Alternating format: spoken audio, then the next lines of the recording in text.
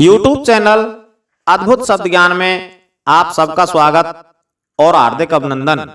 दोस्तों, आज की वीडियो में हम ऋषि विश्वामित्र की उस कथा को जानेंगे जब ऋषि विश्वामित्र ने मांस की चोरी की थी। तो दोस्तों, जो ऋषि विश्वामित्र थे वो बड़े ही महान ऋषि थे, परंतु किस कारण से उन्होंने भी मांस की चोरी की थी, आइए जानते हैं महाभारत की यह कथा। त्रेता और द्वापर के संधि की बात है। दैववश उस समय संसार में 12 वर्ष के लिए महान अकाल पड़ा था। 12 वर्ष तक बरसात नहीं हुई। त्रेतायुग प्राय बीत गया था, द्वापर आरंभ हो रहा था। प्रजाएं बहुत बढ़ गई थीं जिनके लिए बरसात नहीं हो रही थी। तो उन दिनों बड़े बड़े सरोवर, सरकाएं, कूप और झरने सभी जलहीन थे। छोटे छोटे जलाशय सर्वथा सूख गए। जलाभाव के कारण भूतल पर यज्ञ और स्वाध्याय का लोप हो गया। सब ओर हड्डियों के ढेर लग गए।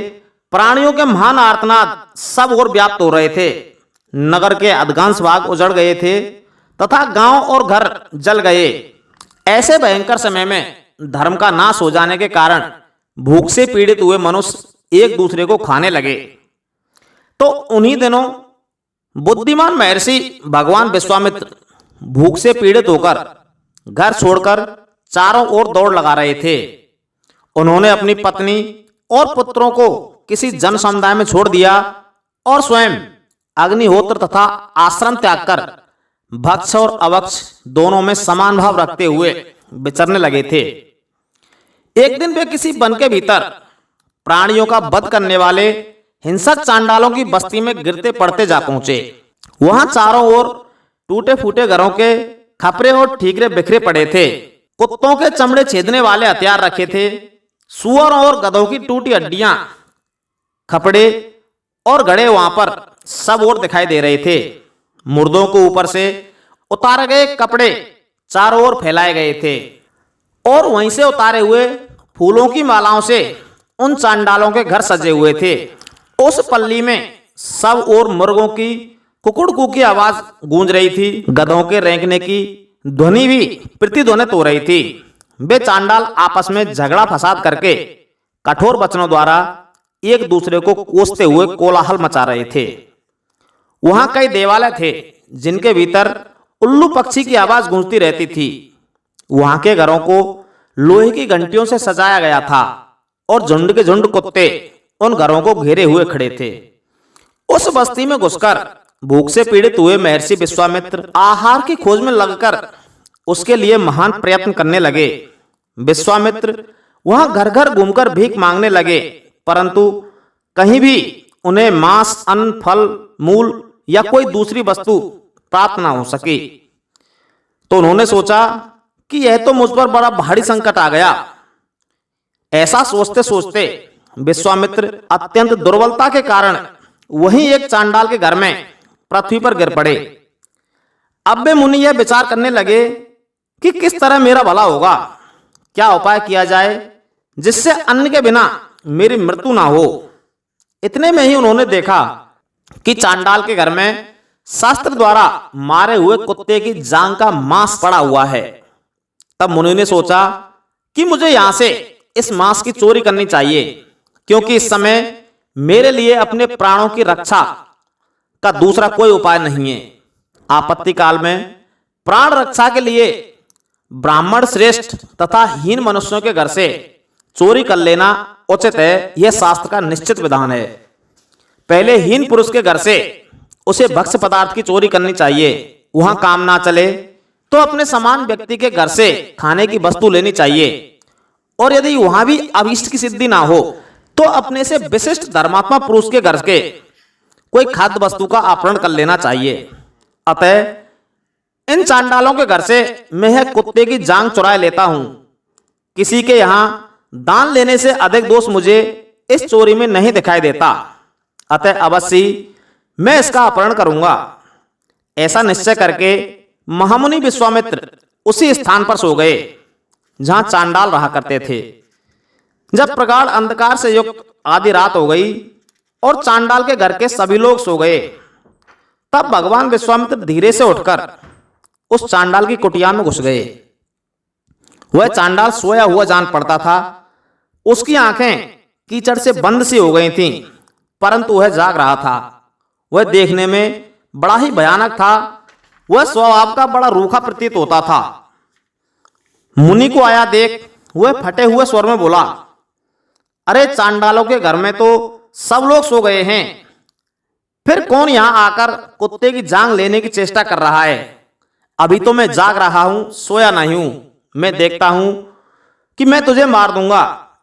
उस समय उस क्रूर स्वभाव वाले चांडाल ने जब ऐसी बातें कहीं, तब विश्वामित्र उससे डर गए। उनके मुख पर लज्जा गिराई और वे उस नीच कर्म से उद्विग्न हो सहसा बोल उठे कि मैं विश्वामित्र हूं, भूख से पीड़ित होकर यहां आया हूं। उत्तम बुद्धि वाले चांडाल, यदि तू ठीक ठाक देखता है और समझता है तो मेरा वध ना कर।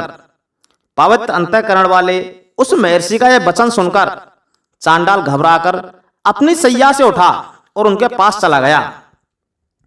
उसने बड़े आदर के साथ हाथ जोड़कर नेत्रों से आंसू बहाते हुए वहां विश्वामित्र जी से कहा कि हे ब्राह्मण, इस रात के समय आपकी यह कैसी चेष्टा है?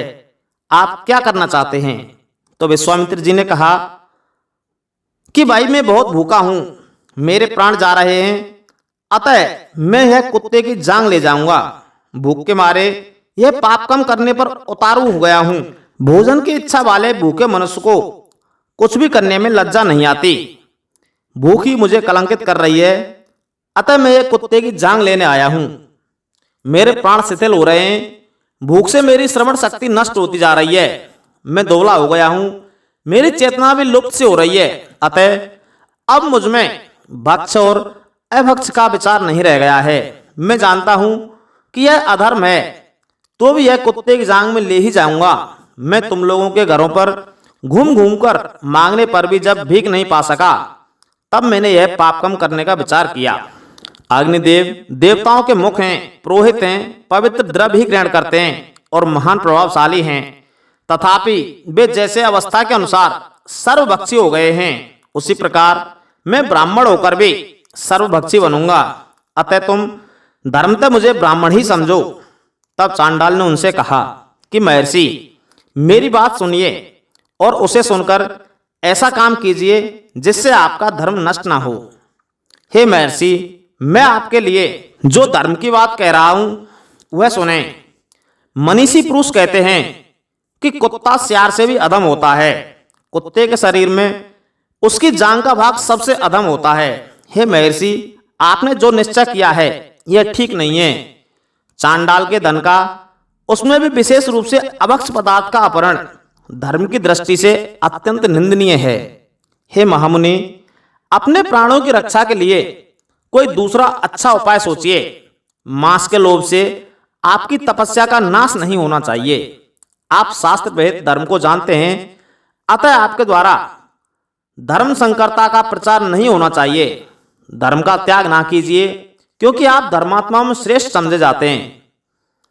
चांडाल के ऐसा कहने पर भूख से पीड़ित हुए महामुनि विश्वामित्र ने उससे कहा कि मैं भोजन ना मिलने के कारण उसकी प्राप्ति के लिए इधर उधर दौड़ रहा हूं। इसी प्रयत्न में एक लंबा समय व्यतीत हो गया, किंतु मेरे प्राणों की रक्षा के लिए अब तक कोई उपाय हाथ नहीं आया। जो भूखों मर रहा हो वह जिस जिस उपाय से अथवा जिस जिस भी कर्म से संभव हो अपने जीवन की रक्षा करे, फिर समर्थ होने पर वह धर्म का आचरण कर सकता है। इंद्र देवता का जो पालन रूप धर्म है वही क्षत्रियों का भी है, और अग्निदेव का जो सर्वभक्षक नामक गुण है और वह ब्राह्मणों का है। मेरा बल वेद रूपी अग्नि है, अतः मैं भूख की शांति के लिए सब कुछ भक्षण करूंगा। जैसे जैसे ही जीवन सुरक्षित रहे उसे बिना अवहेलना के करना चाहिए। मरने से जीवित रहना श्रेष्ठ है, क्योंकि जीवित पुरुष पुनः धर्म का आचरण कर सकता है। इसलिए मैंने जीवन की आकांक्षा रखकर इस अभक्ष पदार्थ का भक्षण कर लेने का बुद्धिपूर्वक निश्चय किया है। इसका तुम अनुमोदन करो। जैसे सूर्य आदि ज्योतिर्मय ग्रह महान अंधकार का नाश कर देते हैं, उसी प्रकार मैं पुनः तप और विद्या द्वारा जब अपने आप को सबल कर लूंगा, तब सारे अशुभ कर्मों का नाश कर डालूंगा। तो चांडाल ने कहा कि हे मुनि, इसे खाकर कोई बहुत बड़ी आयु प्राप्त नहीं हो जाएगी, और ना तो इससे प्राण शक्ति ही प्राप्त होती है, ना अमृत के समान तृप्ति। अतः आप कोई दूसरी भिक्षा मांगिए।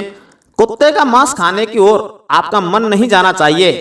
कुत्ता ब्राह्मणों के लिए अभक्ष है। तो विश्वामित्र जी ने कहा कि सारे देश में अकाल पड़ रहा है, अतः दूसरा कोई मांस सुलभ नहीं होगा। यह मेरी दृढ़ मान्यता है। मेरे पास धन है नहीं कि मैं भोज्य पदार्थ खरीद सकूं। इधर भूख से मेरा बुरा हाल हो रहा है।